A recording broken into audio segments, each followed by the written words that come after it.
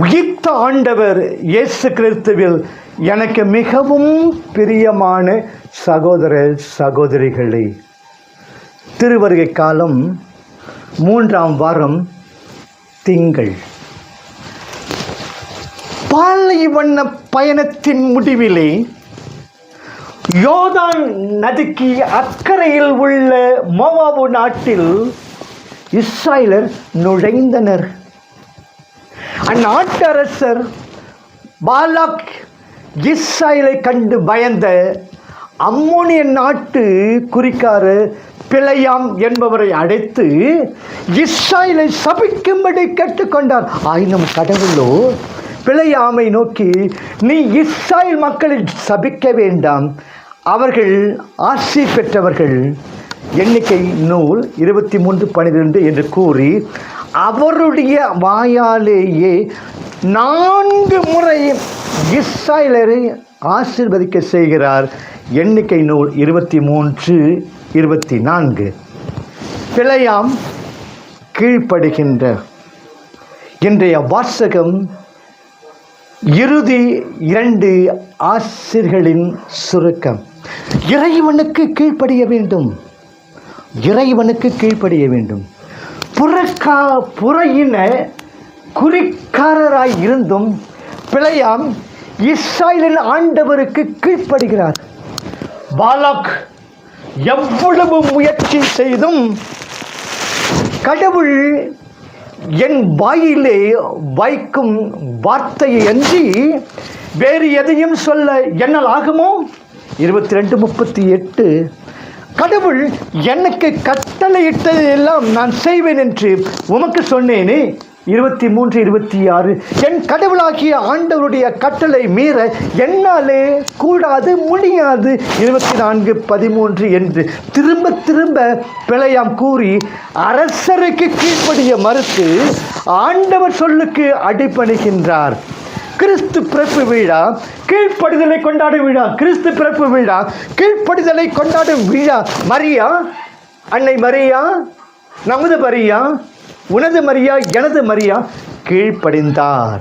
லூக்கா 1:38. கிறிஸ்து பிறப்புக்கு வித்திட்டார் மரியா. இயேசு கீழ்ப்படிந்தார். பிலிப்பியர் 2:7, யோவான் 1:14. கிறிஸ்து பிறப்பு விழா பிறந்தது.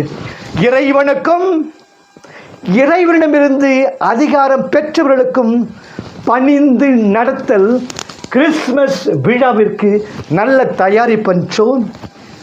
இயேசுவே நம் ஒளியும் வழியும். பிறக்க இருக்கும் இயேசு ஒரு விண்மீன்.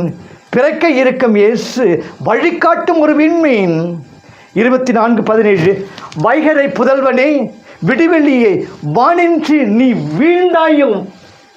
எசாயா 14:12 என்பார். விடிவெள்ளி வழி காட்டுகிறது, ஒளி அளிக்கின்றது. இயேசுவே நம் வாழ்வில் ஒளியேற்ற வேண்டும், நமக்கு வழி காட்ட வேண்டும். யோவான் 14:5. நீதி அரசர் விரும்புவது நீதியை, நீதி அரசர் விரும்புவது நீதியே. பிறக்க இருக்கும் இயேசு ஒரு அரசன். 24:7. அரசர், தலைவர், பெரியோர், அனைவருக்கும் உயர்ந்தவர். அவருடைய செயல்கள் நீதியின் வெளிப்பாடு. அவருடைய செயல்கள் நீதியின் வெளிப்பாடு. 24:17. மக்களை அவர் நேர்மையுடன் ஆட்சி புரிகின்றார். மக்களை அவர் நேர்மையுடன் ஆள்கிறார். திருப்பாடல் 98:2. நீதியும் நேர்மையும் அவரது அரியணைக்கு அடிப்படை. நீதியும் நேர்மையும் அவரது அரியணைக்கு அடிப்படை. திருப்பாடல் 98:2. மக்களிடத்தார்கான அவர் தம் நீதியை அறிவித்தார். எப்படி எப்படி எப்படி? மக்களினத்தார்கான அவர் தம் நீதியை அறிவித்தார். திருப்பாடல் 98:2. நீதியுடன் பூவுலகை அவர் ஆழ்வார், மக்களினத்தாரை அவர் நேர்மையுடன் ஆட்சி செய்வார். 98:10. நீதி நேர்மையை அன்பு செய்பவர் வல்லமையோடு ஆட்சி செய்கிறார். திருப்பாடல் 98:4 என்பன போன்ற திருப்பாடல்களின் ஆசிரியர்களின் புகழ்மொழிகளை காணலாம்.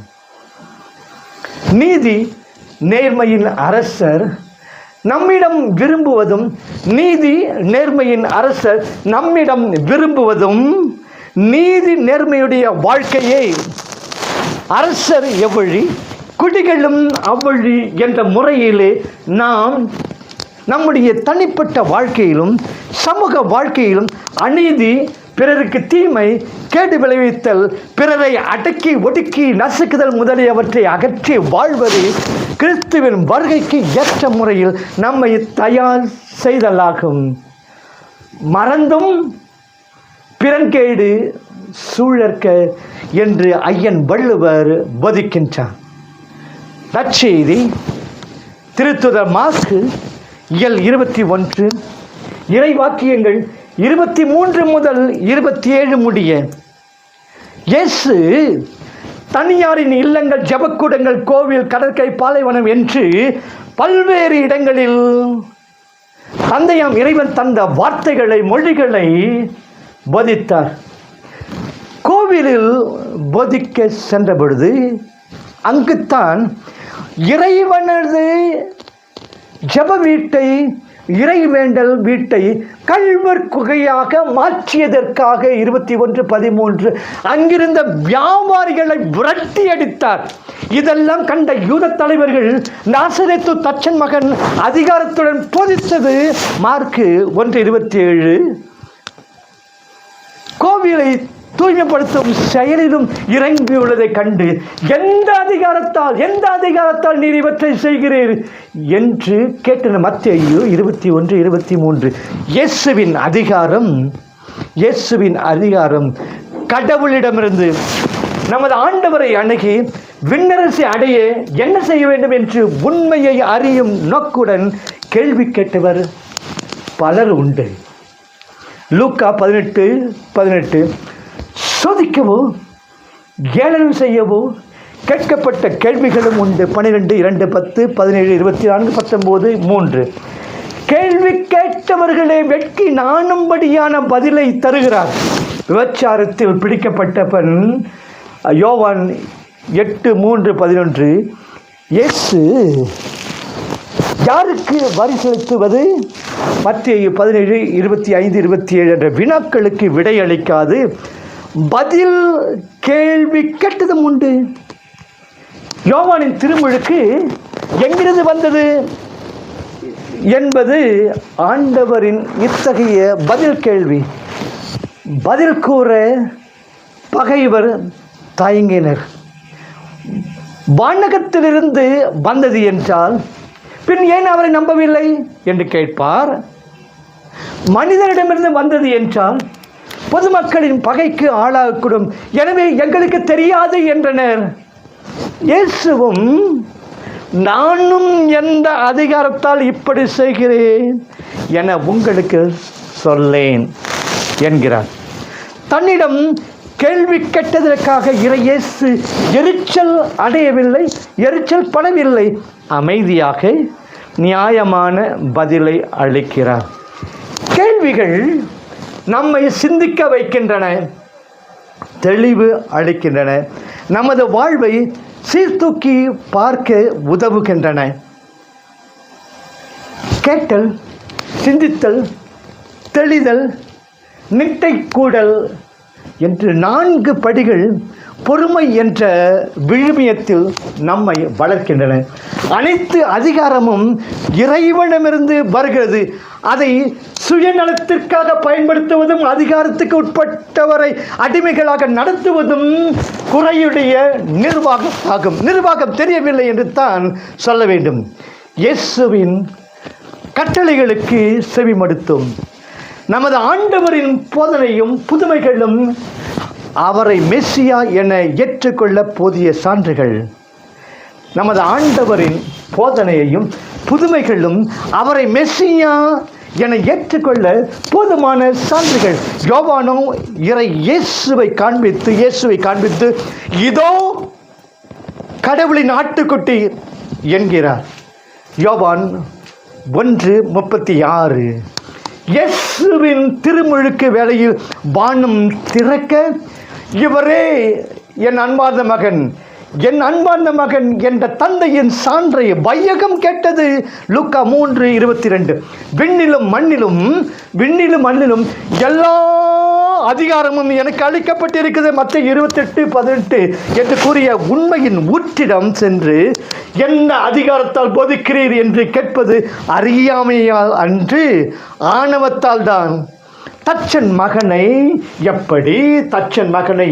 எப்படி மெசியாவாக ஏற்றுக்கொள்வது என்ற அகம்பாவமே எந்த அதிகாரத்தால் போதிக்கிறீர் என்று கேட்க தூண்டியது. யூத மக்கள் சாதாரண குருவில் தோன்றும் இயேசுவை இறைமகனை ஏற்றுக்கொள்ள தயாராக இல்லை. நமது ஆண்டவரை பற்றி சிறு பருவம் முதல் நாம் அறிந்துள்ளோம். அவரது அன்பையும் இரக்கத்தையும் அனுபவித்து உள்ளோம். திரு அவை வழியாக தம் திரு சித்தத்தை வெளிப்படுத்துகிறார் என்பதையும் அறிந்துள்ளோம். திரு அவையின் கட்டளைகளுக்கு விளக்கம் தேடுவதில் தவறில்லை, விமர்சிக்கவும் செய்யலாம். ஆனால் அதன் இறுதி விளக்கத்தை நாம் ஏற்க தயாராக இருக்க வேண்டும். உங்களுக்கு செவி சாய்ப்பவர் எனக்கு செவி சாய்க்கிறார் என்ற வாக்கு இன்றும் செல்லும். ஆண்டவர் இயேசு நம் அனைவரையும் இந்நாளில்